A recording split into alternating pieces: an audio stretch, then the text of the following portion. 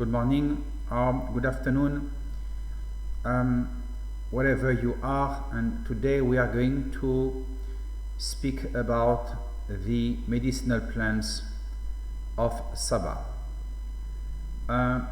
Sabah is a state of East Malaysia.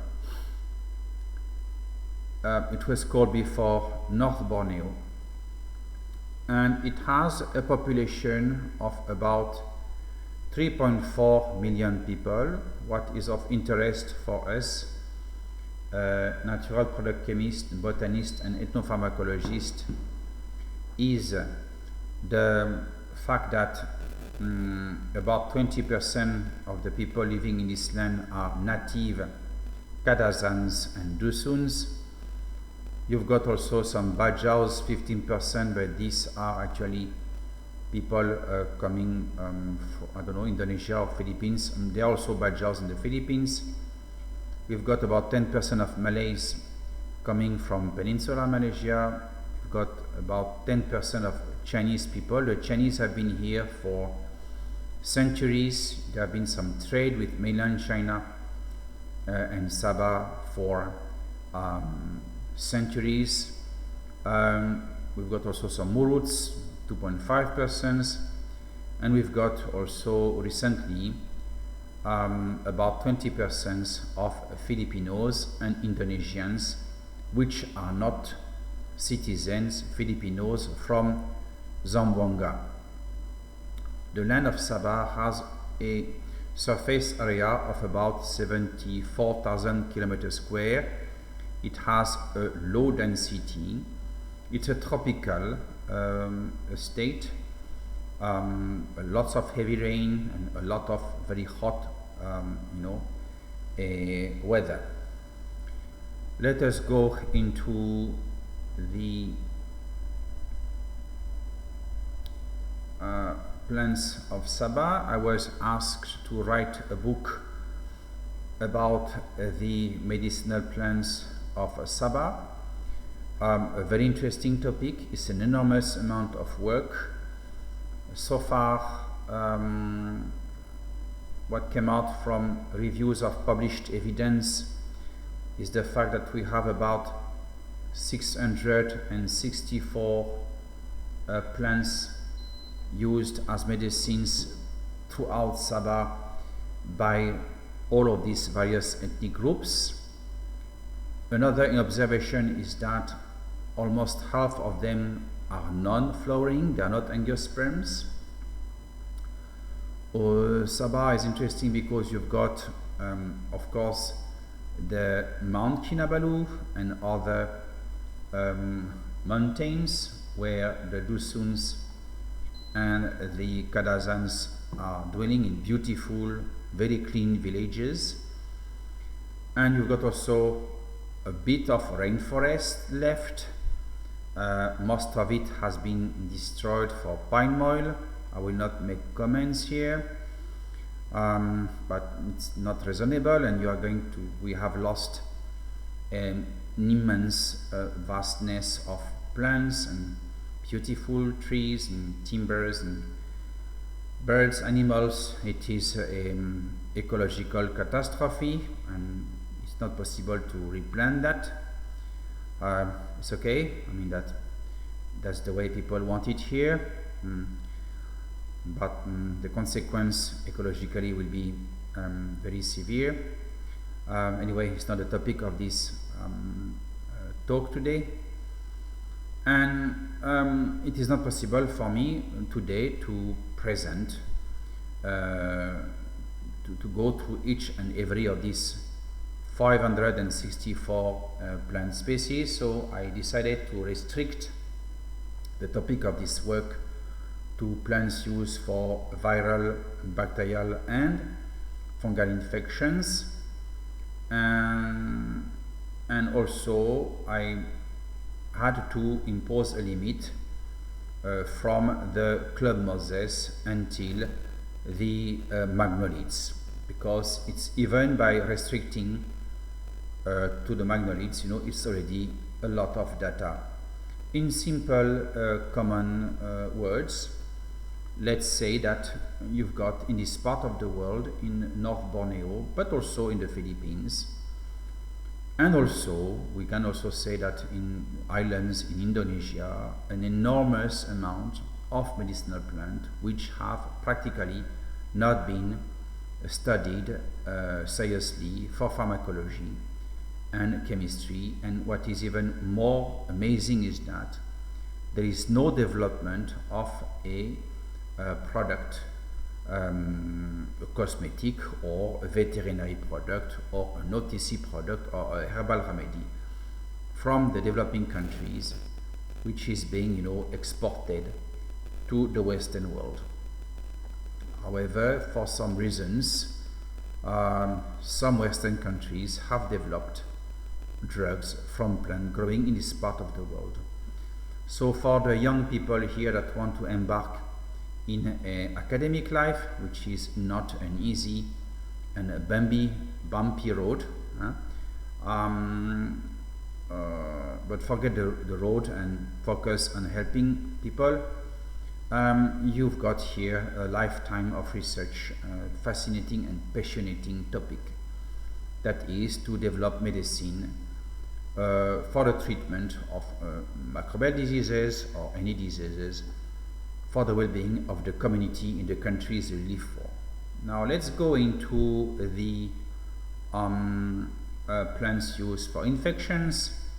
We've got about, these are estimates, it's not exact numbers, 113 species of plants are used in Sabah for fever. And you could say that, of course, but fever, if you've got an antipyretic or anti-inflammatory, it may also, work on fever. You're right, but I will say it's okay. We need to take the risk, and for each of these plants, we need to do some tests to see if you've got antibacterial or antifungal or even antiviral activities. 57 species are used for cough. 49 species are used for wounds. These plants could be styptic or astringent, but also antibacterial. We've got 17 species for diarrhea. Again, this could be astringent, but some of these species could contain principles against Salmonella, Shigella, and Escherichia coli. We don't know yet. We've got 17 species for boils, 12 species for abscesses, 8 species for dysentery. It could be due to amoebic dysentery, but we need to also test them and check if you have activity against bacteria. We've got 5 species for hepatitis, 5 species for measles, and 5 species for thrush, 5 species for chickenpox, and 4 species for venereal diseases, including syphilis.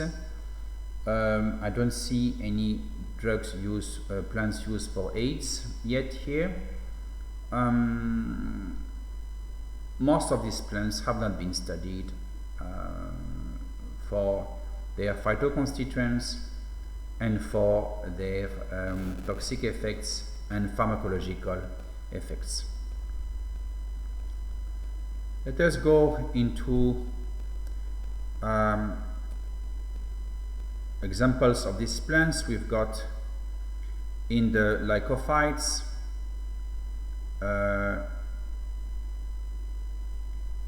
in the order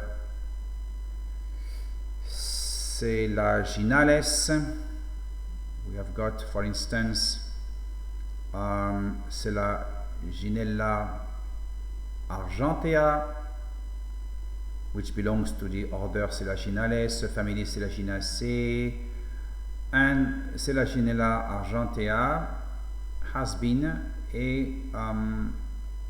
first described in 1843 in a journal called Bulletin de l'Académie Royale des Sciences et Belles-Lettres de Bruxelles. It is also has a name as a synonym Lycopodium argenteum. The Murut people call it Sondotnulogo. It grows in the forest throughout Southeast Asia, maybe in the Philippines.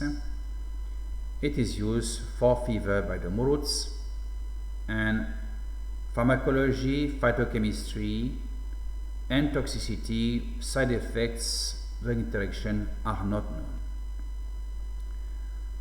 Another example of a plant is Selaginella plana, first published in 1901 in a German book or paper. In German is Die natürlichen Pflanzenfamilien. Synonym is Lycopodium planum. The common name is Asian spike moss. Grows in forest from Malaysia to Pacific Islands, possibly also in the Philippines. You know, I didn't see much reports on the medicinal plants of the Philippines. You've got before a great Filipino botanist, Eduardo Quisumbing, really big guys, enormous amount of work with the flora of the medicinal flora of the Philippines. You got Lurero before, and Sabah and the Philippines are actually very, very close and sisters in terms of flora, especially Mindanao. And there is an enormous and fascinating amount of work to be done with the plants of Sabah and the Philippines. To go back to Selaginella plana, it is used for fever by the Muruts, and Novita and co-workers in 2020 showed antibacterial properties of extract, and Indonesian workers in 2013 and Dayani and co-workers evidence activity of extracts against breast cancer cells. No one knows about the active constituents, still a virgin, unknown domain of science, and no one knows about the drug interaction, toxicity and side effect of these plants.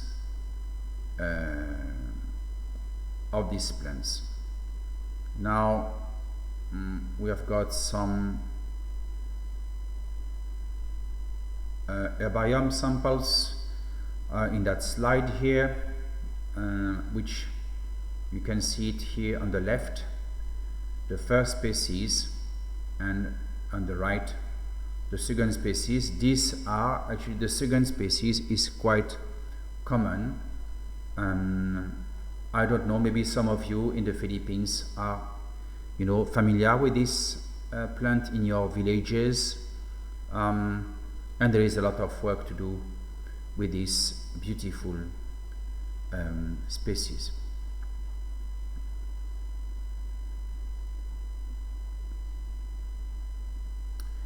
Now let's go into a much advanced clade. We can go now into the monilophytes or ferns, and we've got in the subclass Polypodidae, order Blecknals, 1993.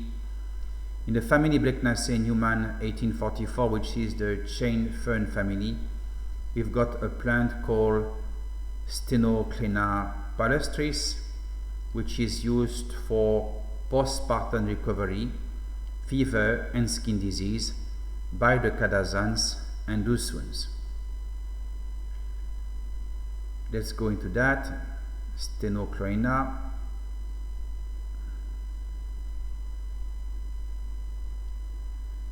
Stenoclena, one moment please.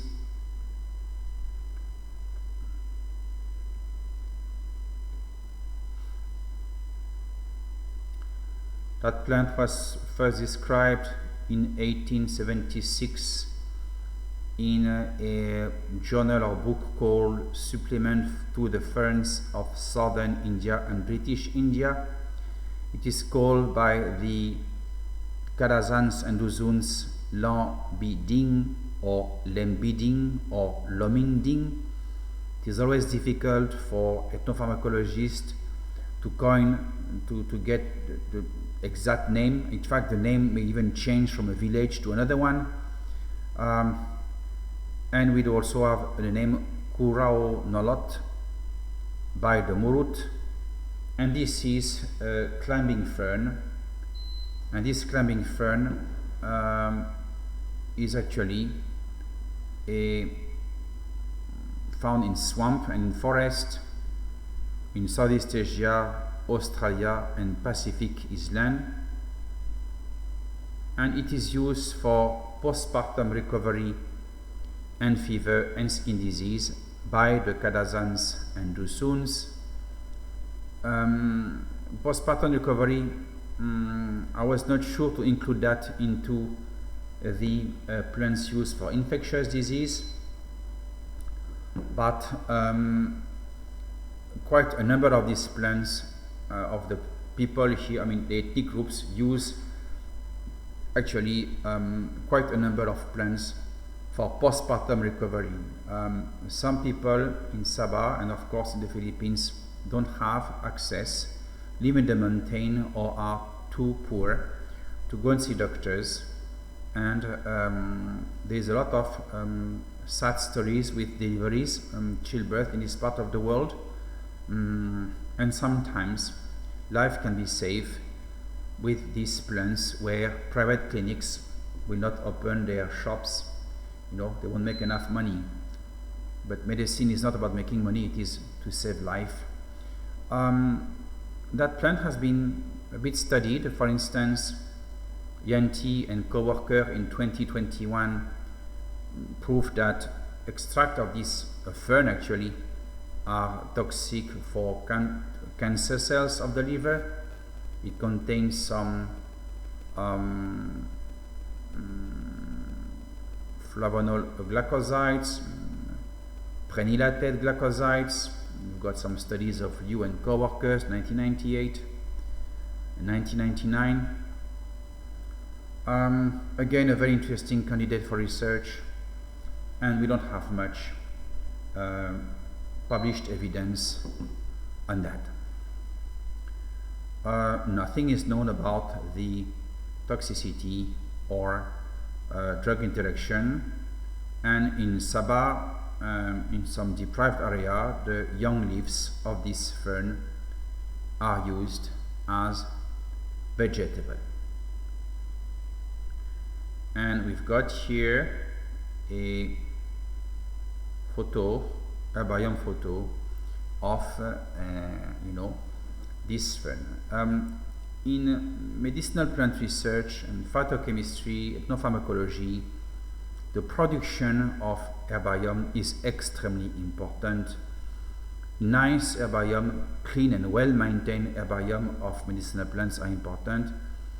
And I will, I'm just a foreigner here and a guest, but I will very humbly suggest that you need to have some national herbiomes of medicinal plants, and even within universities having well-maintained herbiome of medicinal plants, because these plants, in case of war, when there is war, there is no more plane and there is no more boat, and you cannot import anymore your beta blockers or import your life-saving medicines. You need to have your own medicines, either your synthetic medicines, but also you can somehow afford protection to the community and population by exploiting the plants growing in your land. Other examples of ferns used medicinally are in the order Schizial Chimp 1869, family Lygodiaceae Emrum 1840, which is the climbing fern family. We've got a plant called Lygodium flexuosum, which is used for cough and fever by the Bajaus. Let's try to go into that. Flexuosum.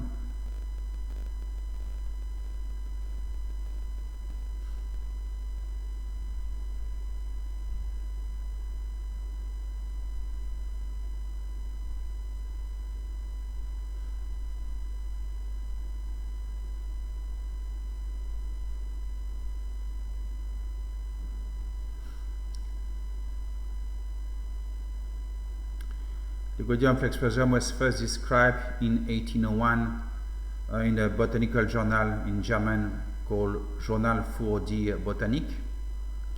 The name by the Bajau is Ribu Ribu Besar. It grows in a forest. I will not go into the description, but it is used for hemoptysis, which is, in simple word, the presence of blood in the saliva, which could be a symptom of tuberculosis, and also used for cough. Another interesting clue that it seems that, so you know, hemoptysis, cough and fever actually are converging toward the use of this plant for tuberculosis. In regards to pharmacology and phytochemistry, Wills and Asha in 2006 demonstrated hepatoprotective effects. We also have from the same authors demonstration of toxicity against human hepatoma cells. Nayak and co-workers in 2013 proved the plant to have antibacterial activities. It contains some very rare series of spirofuropyran pyridophenanthrene derivatives such as ligodinolide, and this was published by Asheri and co-workers in 1990. Terpenes such as drocrasol and anthraquinone like tectoquinone. Quinones are actually, you know, often antibacterial and also antimycobacterial. You see, the fun with medicinal plant research is that you have a set of very diverse sort of evidence, and you just take the piece of the puzzle, and you are able to contribute to the development of drugs. So in that case, students listening to me, you know, you've got anthraquinones, you've got blood in the sputum and cough and fever. So it could encourage you to have a study on the antimycobacterial activity of this plant. Nothing is known, I think, about no, it's known actually. There is a study done, but I'm sorry I don't have the reference now, that aqueous extract given orally at the dose of 5 grams per kilo per day for 30 days did not cause toxic effects. In the Philippines, this plant is used to make baskets, cordages and fibers. Okay, so now we are going to go into our next plants. Hopefully the computer doesn't switch off. Okay, we are going now into the magnolids in the order Pipiral, Bercht and Prels 1820, family Aristolochiaceae, Jussieu 1789, the Dutch Mampai family, and there are in Sabah 2 plant species which are used as medicine for the treatment of infectious diseases, which are Aristolochia papillifolia and Aristolochia minutiflora. The first used by the Muruts for diarrhea, and the second one by the Lundae for diarrhea. Locals are not trained in botany, and sometimes they will take some plants which are, you know, alike a bit and use them for the same purpose. But what is defying to science is the fact that shamans and medicinal plant herb gatherers, root gatherers, shamans, herbalistos as you call them in the Philippines, have okay, it doesn't sound very scientific, but for some unexplained reason yet, are able, by the means of trances or by the means of dreams, able to collect plants. They even know the location in the forest, you know, and to cure the patients. This is a big question for science. Let's go into that papillifolia.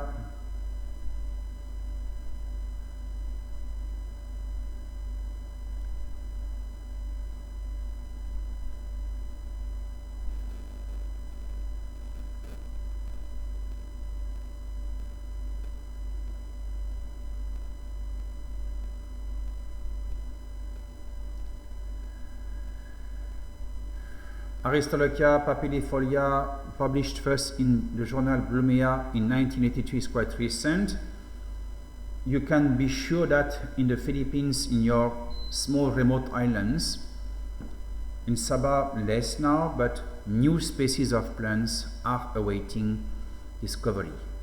Aristolochia papilifolia is known by the Muruts as Babas lontong.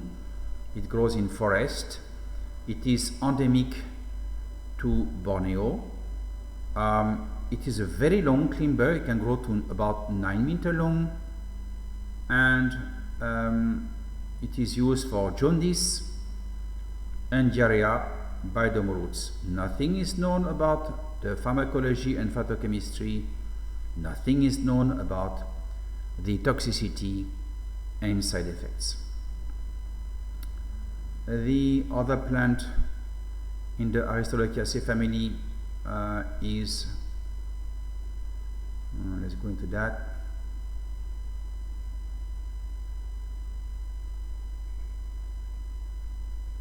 I think Aristolochia minutiflora, which is used by the Lundayes for diarrhea. This plant also can grow to 10 meters long. It is found in Malaysia and Borneo, perhaps in the Philippines. It grows in forest. And the Lundaye name of this plant is Lapad talang, and it was first published in 1910 in the Bulletin of Miscellaneous Information, Royal Gardens Q79.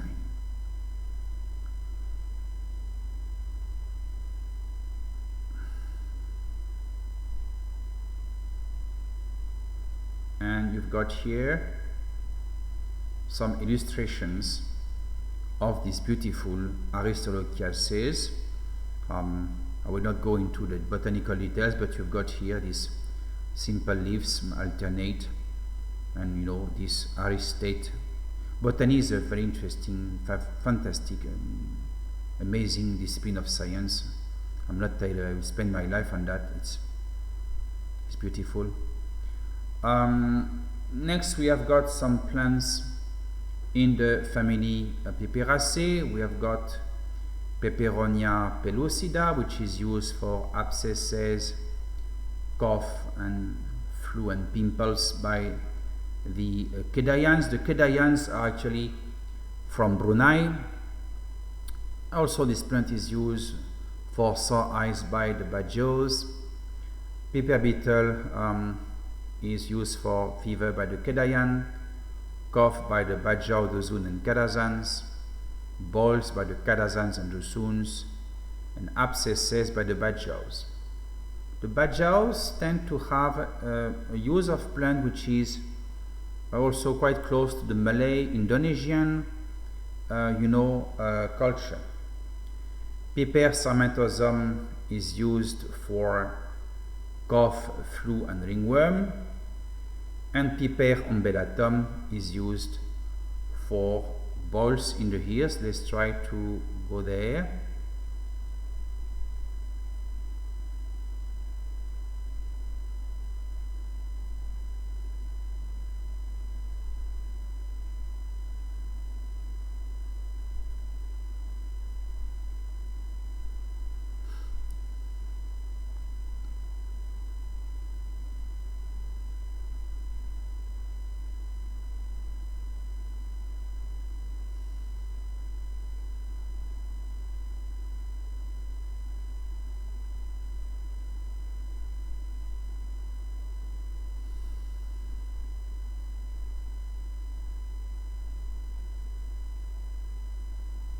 Peperomia pellucida, first described in 1815 in Nova Genera et Species Plantarum.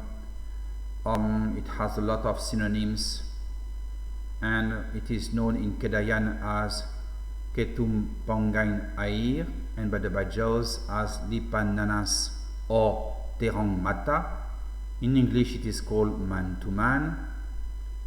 It is found very common in wet and shady drains, wall fissures, especially in town and villages. In the small village, on road. It's almost everywhere. It's tropical. It's pantropical actually, and it is used for cough, flu and pimples by the Kedayan, sore eyes by the Bajaus.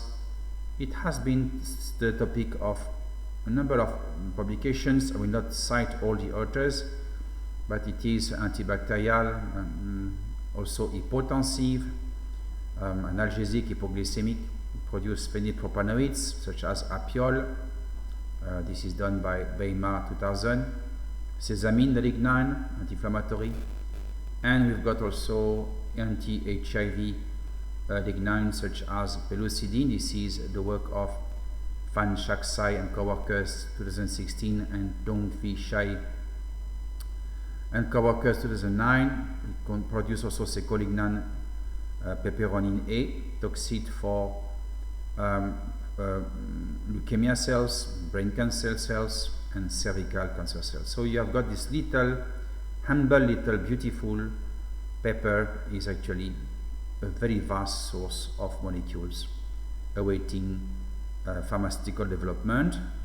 Toxicity and side effects and drug interaction and aqueous extract in mice given orally had a median lethal dose or LD50 of about 5 grams per kilo. This is the work of Fatima Arrigoni Blanc et co-worker 2004. Let us go for another piperacin. Piperbetel described in 1753 by Linnaeus in his Species Plantarum. A lot of local names: Daun Sire in Kedayan, Daing in Kadazan Dusun, Siri in Bajo and Dusun, Molur Malat in Murut. In English, betel pepper or betel vine. And it's a climber, 3 meter long about. It has lots of traditional uses in Sabah for cough by the Dusuns, fever, the Kedayans, toothache. The toothache story is that, okay, it could be analgesic, but also you could have bacterial infections, bad breath and cough by the Bajau, Dusun and Kadazans, cut balls by the Kadazans and Dusuns, abscesses used by the Bajos, and a long, very long list of use. That plant has exhibited has been studied of a lot of pharmacology studies. I will just focus on those which are relevant to the lecture today. Antibacterial, the work of some Thai researchers such as Wan Nisorn and co-workers 2005. Antiviral against dengue, Dewi and co-workers 2021. And then we've got also, of course, the plant contains some piperine alkaloids and also some lignines such as acuminatin, denutadine, puberuline D, published by Sun and co-workers 2016. The median lethal dose of this hydroalcoholic extract of this plant in rabbit is above 2 grams per kilo, published by Edge and co-workers 2018. Let's go to the next species.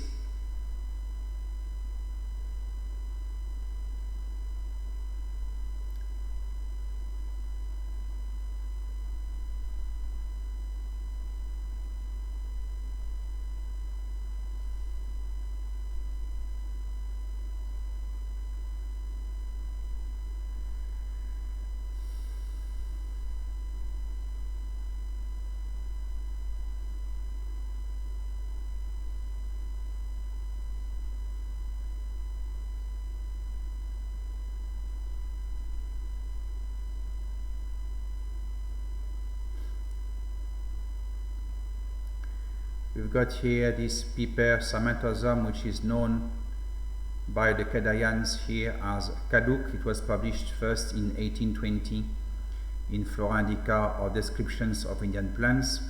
It grows in villages or cultivated everywhere from India to Australia, and It is used by the Kedayans for cough, flu, ringworms, toothache.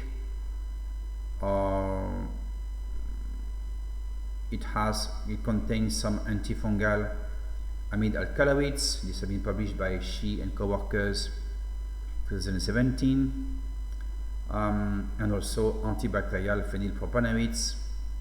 This is published by Japanese researchers including Masuda and co-workers 1991.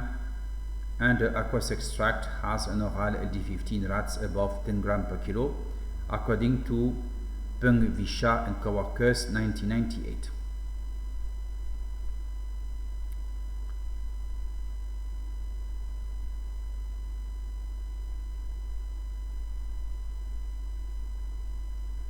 Piperam bellatum is known by the Dusuns as Cuyo, first published by Linnaeus in 1753 in his Species Plantarum. The English name is Kofoot leaf. It grows in the forest, roadside, it is tropical, and it is used by the Dusuns for boils in the ears. The antibacterial effects have been substantiated by Da Silva and co-workers in 2014. It is also toxic for Ehrlich solid tumors, published by Iwamoto and co-workers 2015. And it contains, among other things, aristolactam alkaloids. These are toxic. This is published by Tabota and co-workers 2008. And other inhibitors of phospholipase A2, such as 4-nerodyl catechol, published by Nunez and co-workers 2005, and there is nothing about drug interaction. The plant is used as vegetable in Sabah, and in Sarawak it is used for malaria by the Ulu people. It is important to grasp the fact that deforestation for pine mall and whatever other businesses is not only mean the loss of beautiful life forms, there is no word to describe the genocide, but also this has forced the good people, kind, indigenous tribes like the Ibans, whatever locals in the I think Penans people that were living in peace and harmony and respect with nature, to be displaced, and most of them died because they could not stand the life in the city, and that is another tragedy owed to deforestation. Now let's go into our last portion of magnolids. You've got here some beautiful photos of Peperaceae. I feel like to comment on the botany, but we don't have much time. And we are going now to the Lauraceae family in the order Laurel, Jus and Bercht and Sprels 1820, family Lauraceae 1789, the Laurel family, and we have two plants. Cinnamomum iners, which is used by the Kadazan and Dusuns for cough, and Nitsea odorifera, which is used by the same ethnic group, Kadazans and Dusuns, for diarrhea. Let's go into that hopefully.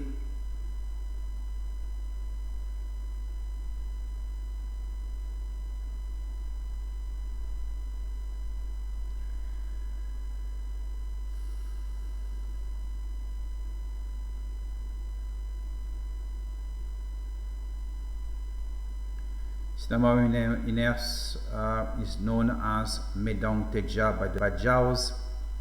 The common name in English is wild cinnamon. It is a common, very common plant in Malaysia, on the roadside. I didn't see it in the Philippines though. And it is throughout Southeast Asia, beautiful tree to 10 meters tall. It's common in parkings here and used for cough by the Kadazans and Dusuns. Mustafa and co-workers in 2011 showed antibacterial effects. It has an essential oil and it is one of the common plants used for these infectious diseases. A number of plants in the genus Cinnamon are used by the locals here for medicines. It's not related to infectious diseases, but for instance, you've got this. I won't give names; it's not relevant. Let's go for the next plant.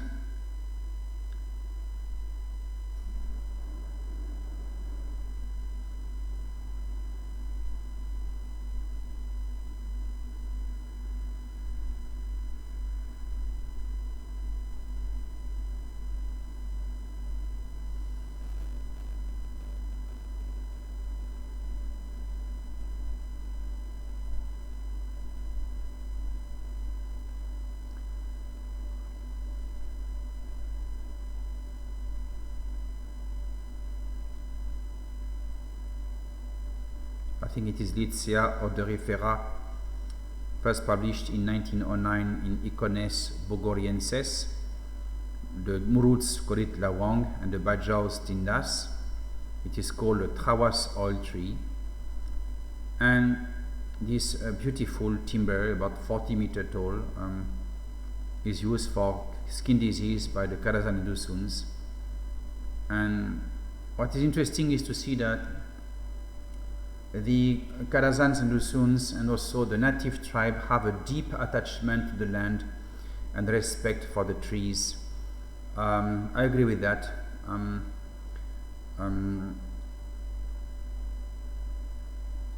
Okay, so that plant contains some apophynyl colloids published by Go in 1999, essential oils, and also it is toxic for non-small cell cancer cells, published by Go 2022. The essential oil has an LD50 orally of about 3.5 grams per kilo, according to Boudin and co-workers in 2012, but we've got another study of Taib in 2009 that give an LD50 of 500 milligrams per kilo into rats with some toxic effects. Let us go for the next plants.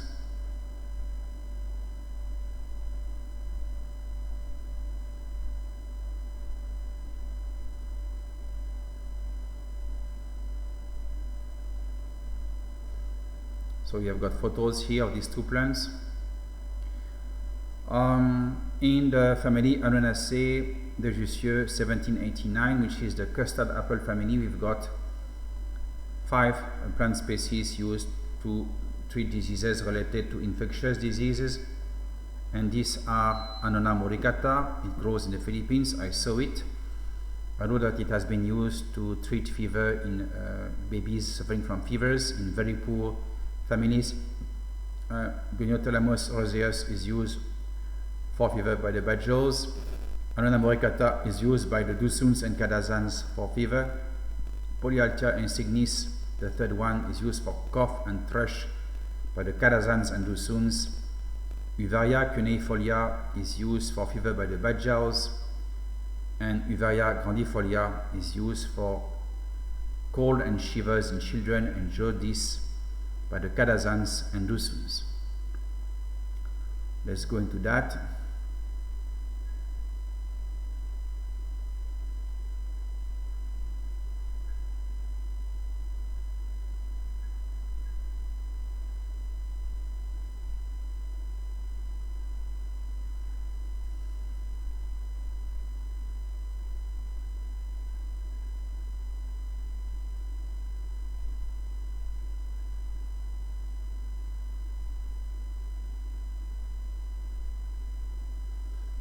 The first one is Annona moricata Linnaeus, published by Linnaeus in his Species Plantarum in 1753. It has a lot of synonyms. The Kadazan and Dusun name of this plant are Hampun kapal. The Muruts call it Lampun jong or Lampun tuan, and the Lundaye call it Durian maka. A lot of names again. In English it is called soursop, it grows in gardens and villages. I've saw it in Cebu Island. It's grown in the villages. Beautiful tree, can grow up to 10 meter tall with these large, somewhat spiny fruits. And it is used for cough by the Muruts, Kadazans and Dusuns, fever by the Kadazans and Dusuns. For the student, what is important to understand is that when you've got several ethnic groups using the same plant for the same activity, it is a red flag that you've got real activity in this plant. And we've got here a lot of published evidence on that. Anona Silva and co-workers 2021 showed antibacterial activity. A lot of things to say. It contains acetogenins such as anona-cinone and corosolone. This has been published by Villanova in 2011, and azoquinoline, Fovana et al. 2012. I suspect that quinolines and acetogenins work together to bring about the antibacterial effects. This plant has some dangers, however, because Matsu Hinge and co-workers in 2012 are saying that there is the risk of developing Parkinson's disease by using this plant. So, of course, the world of medicinal plant has a lot of pharmacological activities, but remember that plants can also kill. For instance, just take a simple example. For instance, when you eat too much walnut or pumpkin seeds or food rich in potassium, and you've got on internet, you've got on Google a lot of nonsense when it comes to medical stuff. They're making people scared, lots of rubbish. But when you stuff yourself with pumpkin seeds and also potassium rich food and walnuts and a lot of things, one must understand that potassium, when it goes out of its normal plasmatic value, can kill people. The heart will be affected, God forbid, especially for those taking beta blockers and those with kidney failures. So it is important to really teach to have courses in toxicology of medicinal plant in universities. The trend has been for the last 60 years to look down into medicinal plant science and medicinal plant research by people which are working for the pharmaceutical industry. It's okay, that's the way it is. It's not a perfect world, but as scientists and academics, in order to protect the community against fraud and poisoning, they need to have either the formation of national schools of herbalism giving complete professional training in plant toxicity and pharmacology, or to re-implement that seriously in schools of pharmacy. It won't be a module of 4 hours within 5 years of study, but a serious 5 years, 2 semesters per year course. Because if we don't do that, we're exposing people to quacks and to frauds. Again, the manufacture of herbal product must be in the hand of licensed pharmacists or medical doctors. Let us go down into other types of ananaceae used for the treatment of infectious diseases in the state of Sabah. I am actually reading my book. Artabotrice here. I don't know if I spoke about it in this slide, but I may have missed it. Artabotrice roseus is known as Indusun as Gangon, published in Icones Bugoriense in 1899, is used by the Kadazan and Dusuns medicinally. It has antibacterial activity according to Chung and co-workers in 2004. Let's go to the next one here.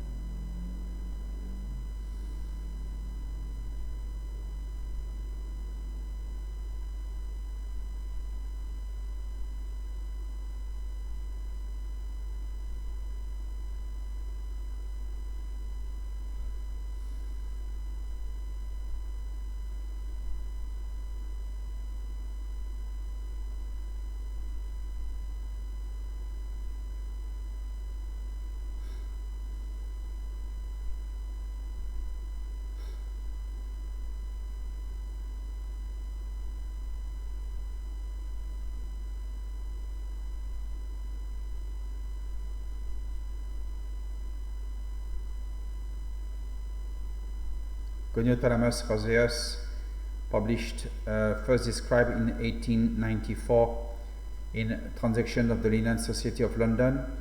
It is called Limpanas in Bajau or Kayupanas by the Kedayan, and grows in forest. It is endemic to Borneo and used by the Bajaus for fever. Let's go down again. What do we have here?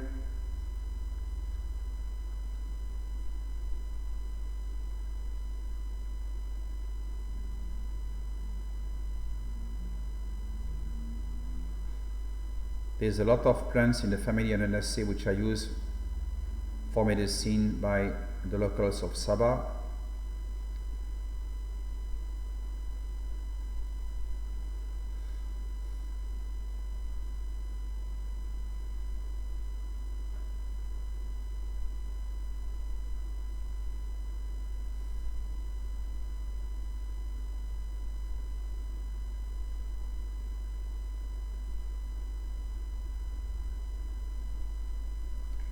Polyalthia insignis is used for cough and thrush by the Kadazans and Dusuns.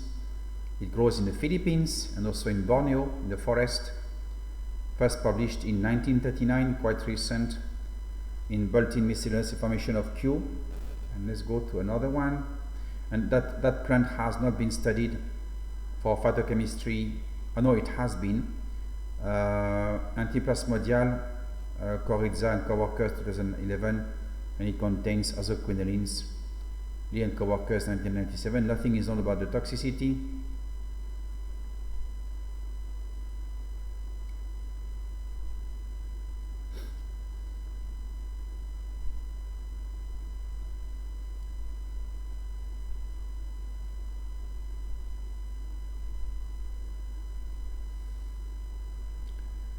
I think that one here, it is in the genus Uvaria.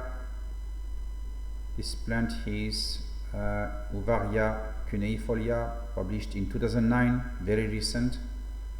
The Bajau call it Kayu biris. It grows in forest in Malaysia and Indonesia. It is used by the Bajaus for fever. Pharmacology, phytochemistry and toxicity are not known. Another one in the list is this Uvaria here, Uvaria grandiflora, published this, I don't have the year of publication, but it is called by the Moruts no lilitan, and the Kadazans and the Suns potundung. It grows in forest, and it is found throughout Southeast Asia and China, and used for cold and shivers in children. Jaundice by the Kadazans and Dusuns. It contains alkaloids, according to Kong, Mura and co-workers 2021. Nothing is known about its toxicity. And we've got here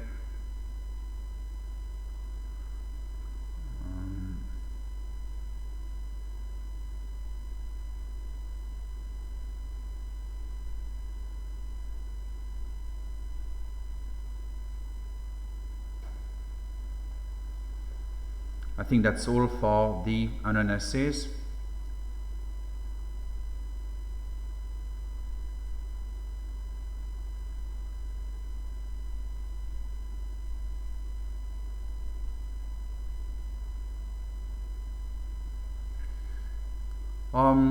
In conclusion of this talk, you've got here the photos of the plants we just spoke about.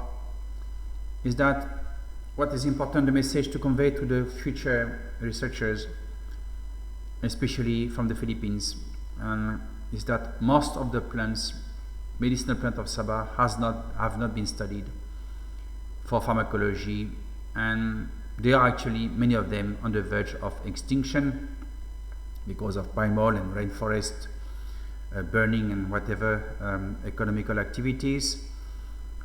We need to understand that all life forms are interconnected, and destructions of rainforest, and the seas, and everything will bring about the enormous amount of ecological and weather problems and even zoonotic problems globally.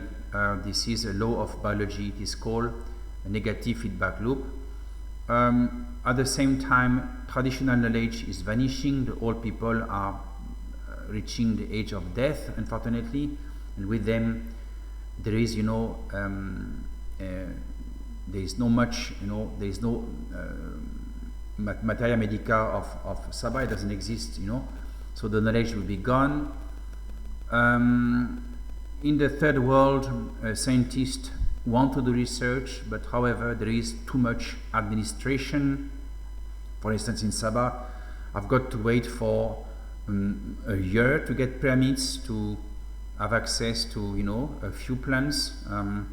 So because of administrations and permits, you are not allowed, you don't have access to the resources, but we don't have time, so this creates frustration. Also in the third world there is no funding, and when it comes to a international collaboration with countries which could be able to help by doing some analysis and whatever, working together, there is something called the Nagoya Protocol, which has been the coup de grace, the final blow when it comes to the development of medicinal plant for therapeutic cosmetics and veterinary products.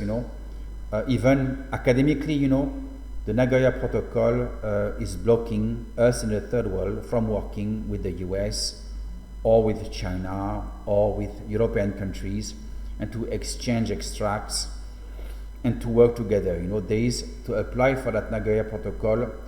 I even tried myself and it is not possible. So it seems that everything is done actually in order to inhibit, hamper the development, the pharmaceutical development of plants in the third world. It is actually, this needs to be changed.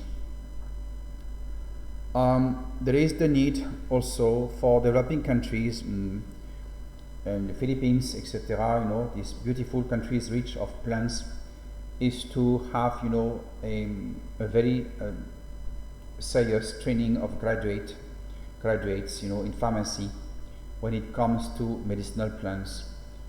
Please don't listen to the accreditation board from the West telling you that medicinal plants are not actually is an obscure topic. These people are criminals, and they will actually use medicinal plants in your country and develop them and export them back to you. So do not please give time to these liars. You could have your own herb. I know that in the Philippines you are doing well. You have developed some products for cough, for instance, with Negundo. I think this is a very good thing. Continue. Again, zoonotic diseases and will come back, and there is the need to protect local communities by using your own resources. Again, if there is a war, and I hope there will be but there will be no flights and no ship, and you will be short of drugs soon. You won't be able to get your own medicines, and you could use your own medicines. Another thing that we could discuss here, some very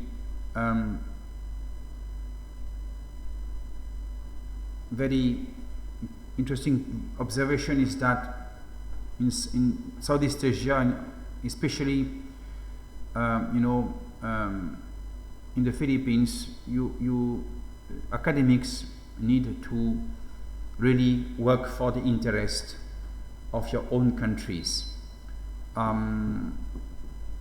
It is important for third world academics and universities which are so far where promotions are given to academics somewhat serving the global system. The Philippines has about 111 million people, which is about a quarter of Europe, and you don't have much journals. So there is really the need to, to reverse the steam and to have some sort, of research which are going to serve first the interest of the destitutes and the poor in your respective country. Excuse me.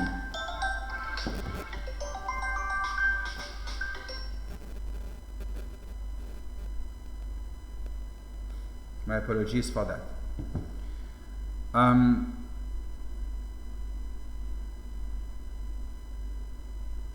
There is also the possibility with this medicinal plant research, to not only to make your own drugs, but also to generate an income and to export medicines, overseas.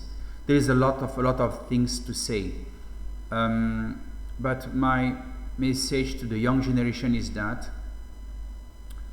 the plants are disappearing, the shamans and herbalistos are disappearing, but there is something that is not disappearing, is that the diseases, the zoonotic diseases, and are not disappearing actually. So thank you very much for your time and take care. Bye bye.